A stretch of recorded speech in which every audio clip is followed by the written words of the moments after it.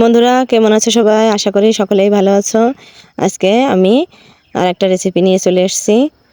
এই যে আজকে করে দেখাবো হচ্ছে জলপাইয়ের আচার আমি যেভাবে করি। তো প্রথমে বন্ধুরা আমি কতগুলো মশলা ভেজে নিলাম, তেজপাতা, শুকনো মরিচ, জিরা, ধনিয়া, মৌরি ও সাথে এলাচ, দারচিনি। তো এখন হচ্ছে জলপাইটা সিদ্ধ করে নেব। তার জন্যে একটু লবণ আর অল্প একটু জল দিয়ে আমি ঢাকা দিয়ে দিলাম। এখন ঢাকা তুলব।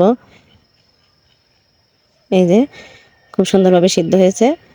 এখন হচ্ছে কড়াতে বেশ পরিমাণ সরিষার তেল দিয়ে দিলাম, কয়েকটা শুকনা মরিচ, তেজপাতা দিলাম, জলপাইটা এখন দিয়ে দিচ্ছি।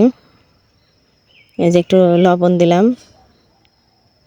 এখন হচ্ছে যে আখের গুড়, এটা আমি গুড় দিয়ে করব। খুব সামান্য একটু মরিচের গুঁড়া দিলাম আর যে ভাজা মশলা গুঁড়া করে রেখেছিলাম সেটা দিয়ে এই যে তৈরি হয়ে গেলো আমার জলপাইয়ের আচার।